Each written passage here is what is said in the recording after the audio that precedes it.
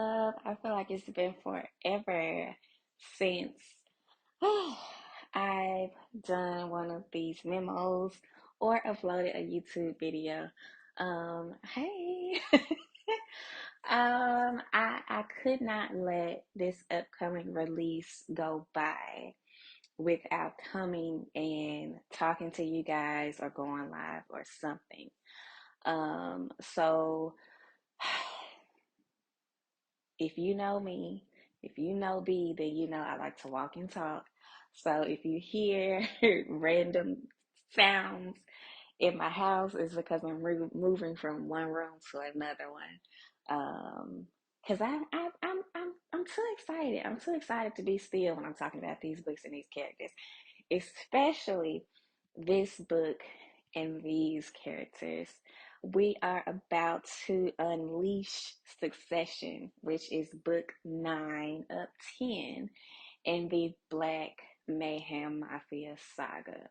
Um, whew, I don't even know. I don't even know where to begin when talking about this saga. It's something that I've wanted to do for a really, really long time.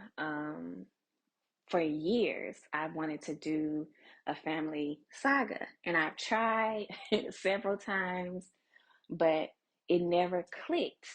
And I did In His Possession, June 2021, and something clicked. I don't know. I don't know what it was.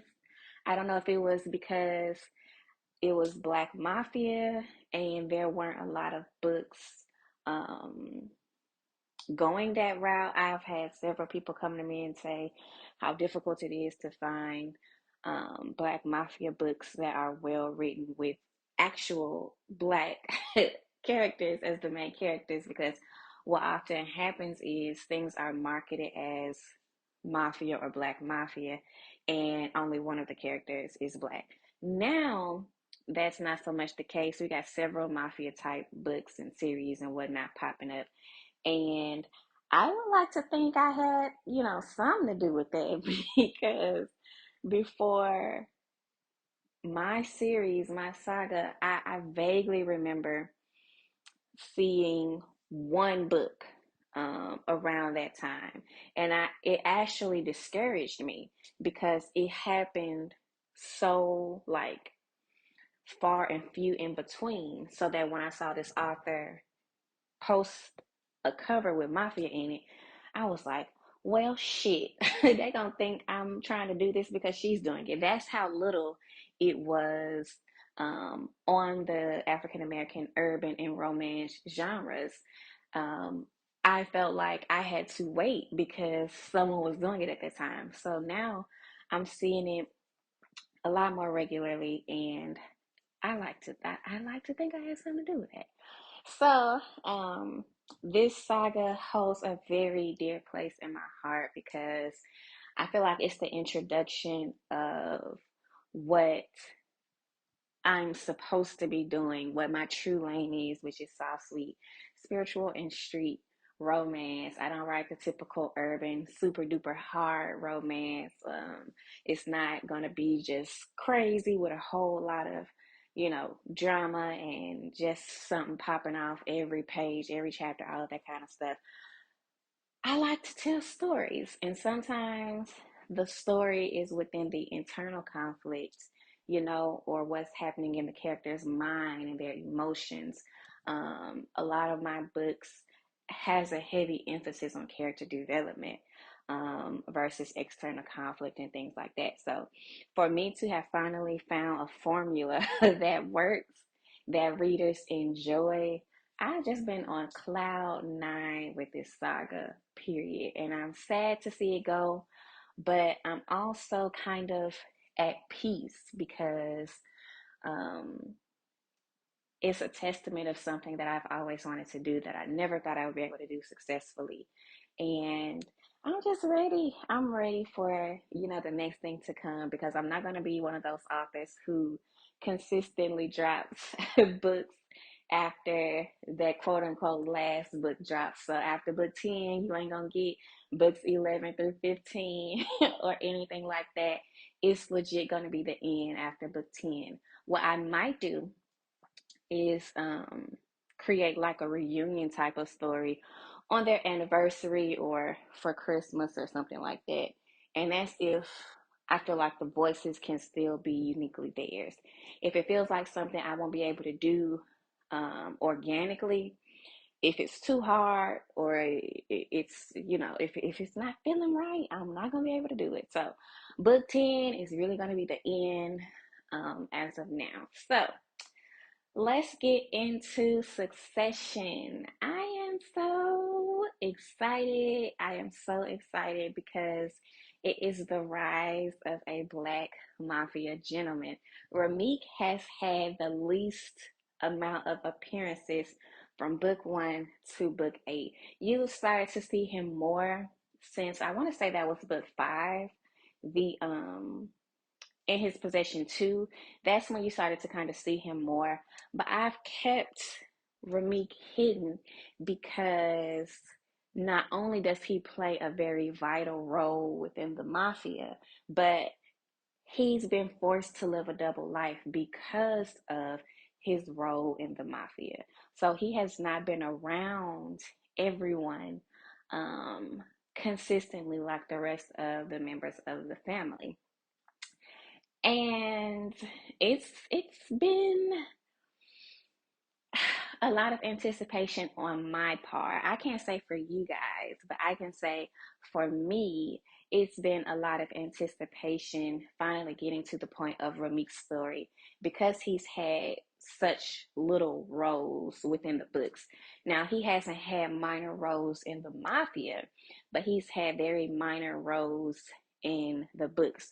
Rameek has been playing behind the scenes, making sure their freedom is intact and that they never have to um, deal with big issues with law enforcement. That's always been Rameek's role. So pause the video real quick and let me know if you've been anticipating Rameek's appearance, if you've been anticipating his book, if you've wondered about him, or if he kind of just like slid under your radar. Pause the video and leave me a comment and let me know, how are you feeling about finally getting this book about Rameek?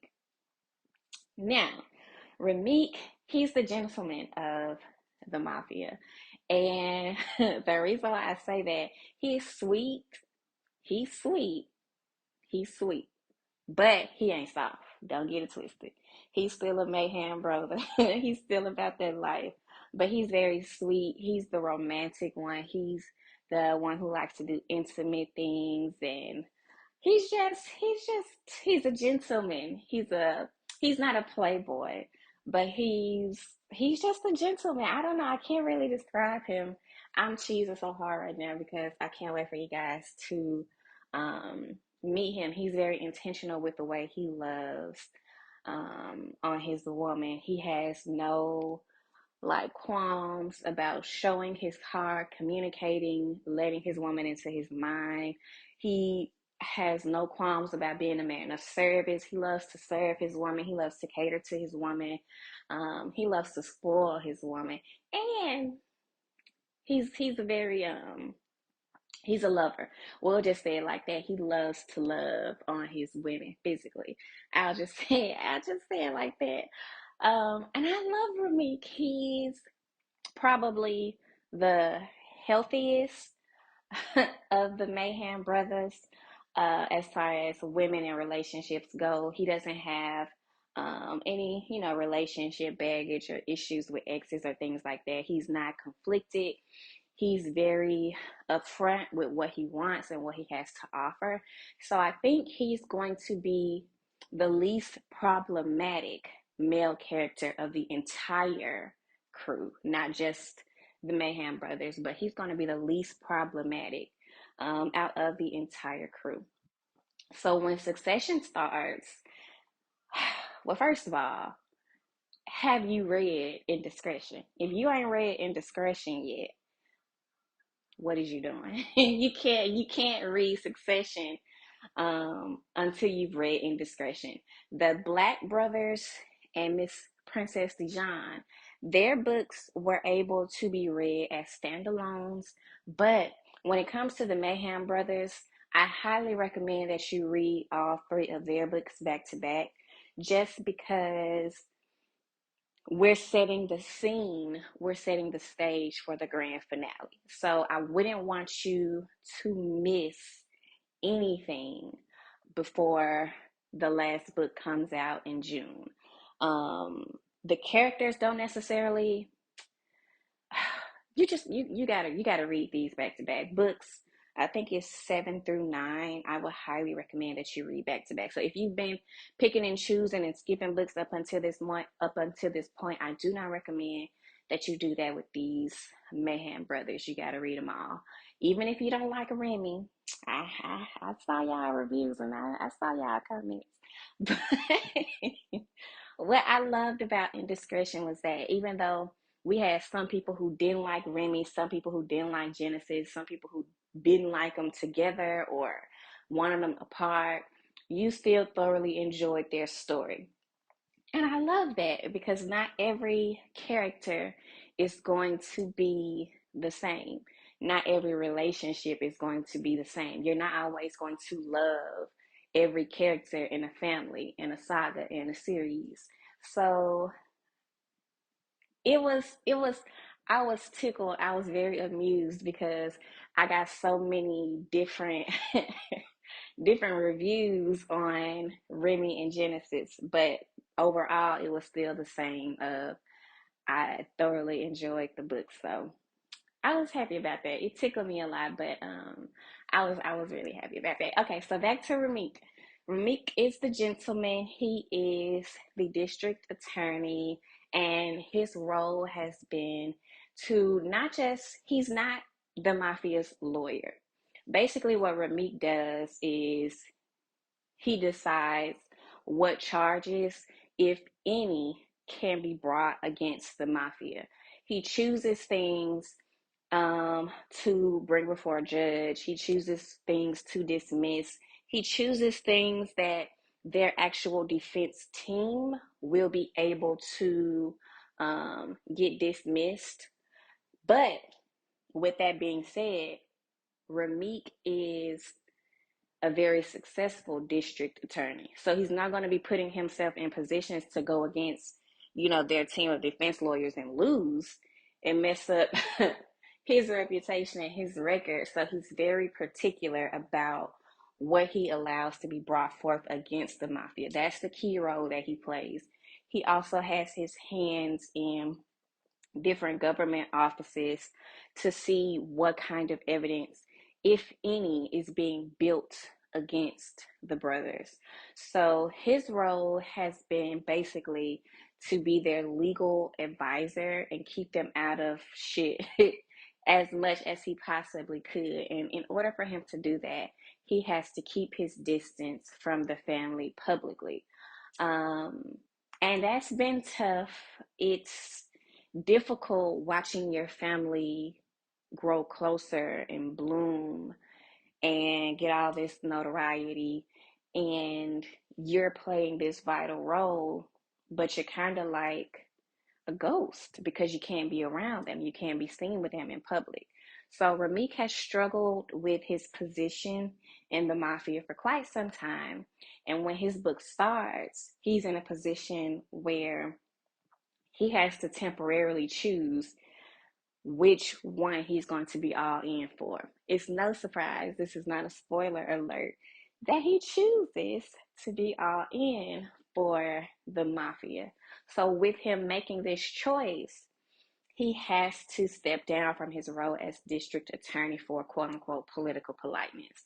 And at the end of the book, he has to choose whether he's going to stay 100% invested in the mafia or if he's going to return to his position as district attorney.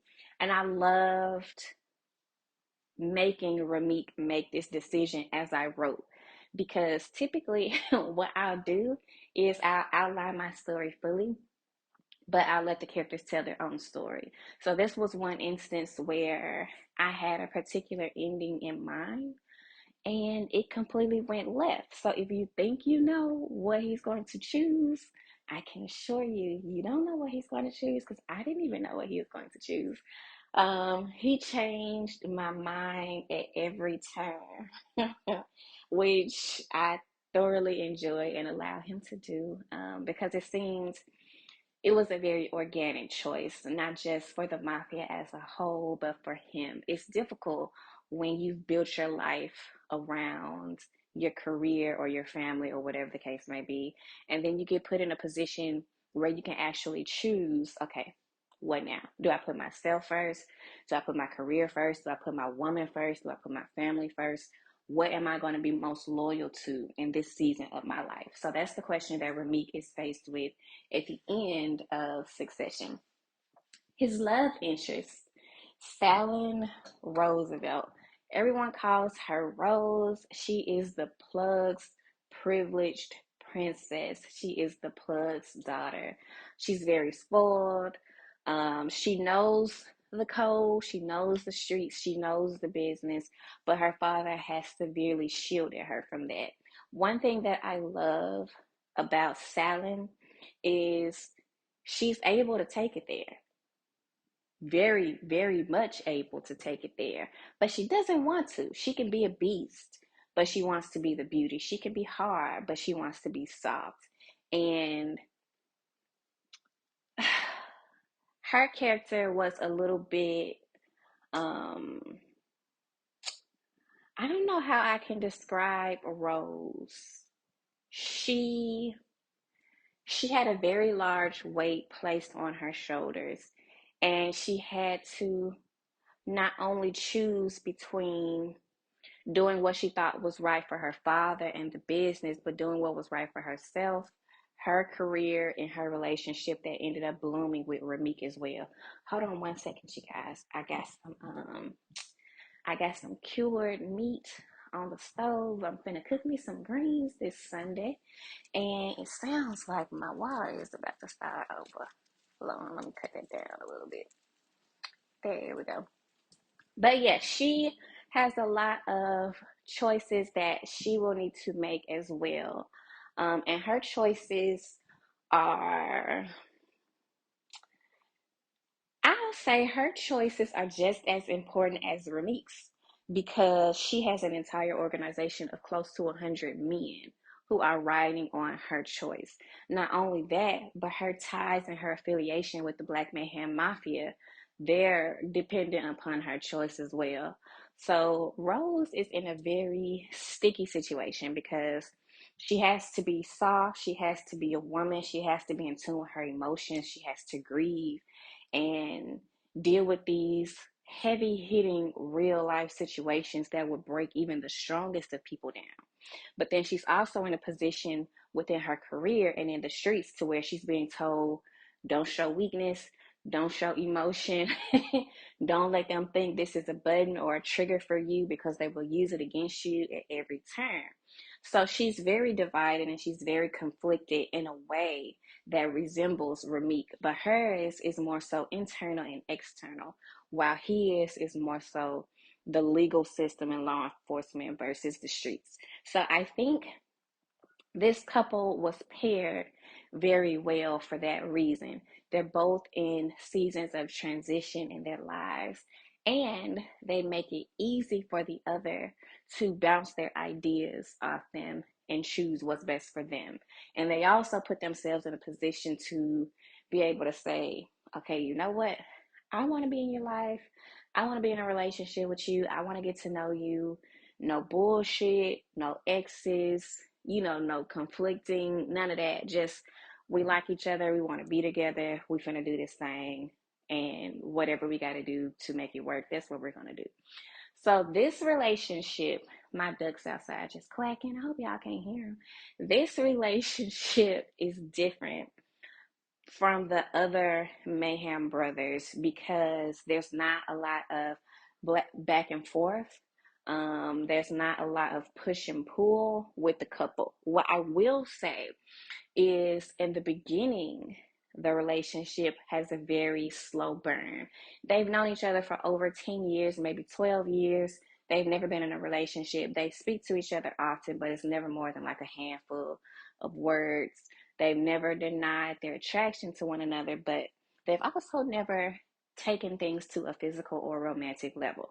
So when things finally do start to unravel between them, it's a very slow burn. To be honest, I don't think they get physical with a kiss until like 15,000 words in. And if you know me, you know that's not my case. I do insta love, I do fast paced love. Like, ain't what we waiting for? What we waiting for? Even if there's a conflict or a breakup, I put my couples together very quickly. This one was different. I put them together, but because of what was going on outside of them, they didn't immediately, jump into that role of lovers until about about 14 or 15,000 words in. Now, how this story flows, that's probably just like chapter 4-ish or so. So I don't know if it's going to feel like it's a slow burn to you all, or if it just felt like a slow burn to me, because your girl was struggling. I was like, look, when are y'all gonna get to this point? Can y'all at least kiss? Like, if y'all don't want to have sex, can y'all at least kiss for me? Like, what is going on? So for me, it was a very slow burn, but to y'all, it might just be the normal flow of a relationship. But for me, oh my goodness, it was so slow, but it was worth it. I promise it was worth it. So let's see, what else can I tell you guys about Succession? I will say Succession is probably the most transitional book. So at the end of Succession, you're getting ready to go into the last book, which is Resurrection.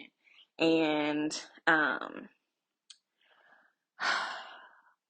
I, what I can say, because I don't want to give the plot away too much to where you kind of know how it's going to end. What I will say is that a lot of emphasis is placed on Salon's transition, because Salon's transition directly affects the Black Mayhem Mafia. So when you read this book, you may be like, she's the most well developed female character or character outside of the mafia that is in the saga. And that's for a very important reason that you'll see once you get toward the end of the book. Um, what else can I tell y'all? Some people had questions about the Rakim and Tatiana situation with Naima. It's a saga, y'all. You're not going to get all of the answers in one book. So if you had any lingering questions about Rakim, Naima, and Tatiana from Indiscretion, their story is pretty much just wrapped up in Succession. What else? Um, is there anything else? I wonder if she's going to watch this video. If you're watching this video, I want you to tell me that you watched this video. Someone brought up a very unique spin. She thought Black Hampton was still alive. And maybe other people thought she was alive too. But I only had one person to actually come to me and be like, is she still alive? Can she still be alive? So if you thought Black Hampton was still alive after reading Indiscretion, pause this video, drop me a comment, and let me know. If you thought she was a snake, she was a traitor, if you saw that ending coming, pause this video and let me know in a comment. I'm curious about how you all felt about Black Hampton's reveal in Indiscretion. She's gone. Letting you know that now, so you won't be disappointed when you read Succession. I don't want you to have your hopes up and think she's gonna have this big grand reveal where she makes her way out of the grave. She gone. She gone, y'all. I'm sorry. She gone. What else? Is there anything else that I feel like has been a common theme that I can address? Um, I think that's pretty much it. So what I will tell you guys is to just prepare for Ramik. Prepare for a softer love. It's still the mafia shit. It's still the drama. It's still, you know, but prepare for a softer love. Succession is kind of like an interlude before shit hits the fan in the finale. So I specifically wanted to give you a softer love, something that you can kind of settle into and nestle into and just enjoy without too much anxiety over betrayal or um, death and all those kind of things. Now, people die in Succession. There is betrayal, but it's not coming from the mafia, and it's not, jam packed to the point to where you can't really settle into the love story. So if I had to compare Succession to any other book, I would say In His Possession, the first one, when it comes down to Rose, but I will also say Under His Protection when it comes down to Ramik. Not because he's struggling and needs help learning how to love and trust, but because his story is really about his romance, his love, his heart. So I'm really excited because I was able to just tell their story without the pressure of, adding a whole lot of additional elements. And I love when I get to write a story like that. Again, it was under his protection for me. We had the mafia shit going on, but I was really able to dive deep into Savant's heart for that. And it's the same way with Ramik. So I thoroughly enjoy creating Succession, and I hope you guys thoroughly enjoy reading it. It drops May 3rd, and it paves the way for the Black Mayhem Mafia Saga to end on June 1st, which is going to be the 1 year anniversary of In His Possession. And I'm so excited to be able to end this saga 1 year after the day it began. Like, words can't even describe how emotional I'm gonna be on June 1st. And then the crazy thing is, if if it's allowed, because we're so crazy with this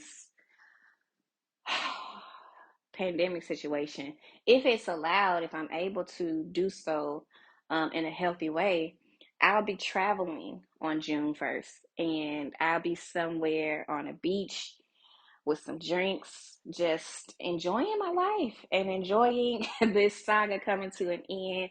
I'm gonna celebrate the crew going out with a bang, and you know what? I might I might make a party of it. I'm glad I just had this idea. I might make a party of it. So what I'll do is probably create some kind of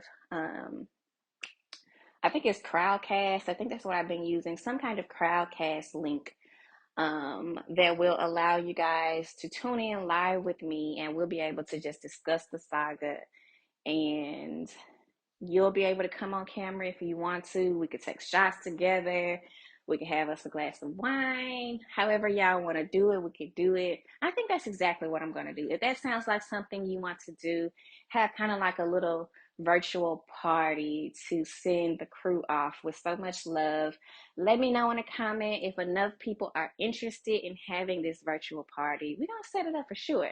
And it's either going to be June 1st, or I might wait about a week and give you guys some time to start digesting the book. So, because I know y'all gonna want to talk about the book too.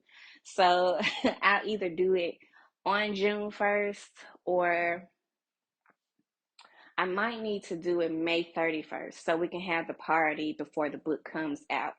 Or I'll do it June 7th to give you guys some time to start reading the book. So I got to figure that out. What would be the best formula? Should we do it before you get the book or after? We'll decide, but for now, just drop me a comment if you're interested in having that virtual party. Because if y'all are, I'm gonna definitely set it up.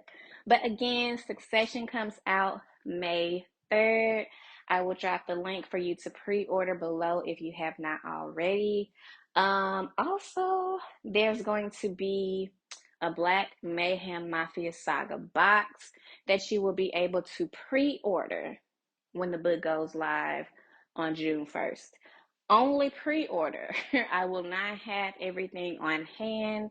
It's going to be a pre-order from June 1st to June 30th, and I'll end up going live or recording another video to share with you guys what all will be included in that box before June 1st. Anything else, beloved? Anything else that you want to share? I don't think so. I think that's it. So thank you guys so much for tuning in. Um, Talk to me in the comments, and I'm excited. I hope you guys are excited as well to get this book on the 3rd. And I hope you enjoy it as much as I enjoyed writing it. I cannot wait for you guys to get your feel of Ramik and Rose. Until next time, love you.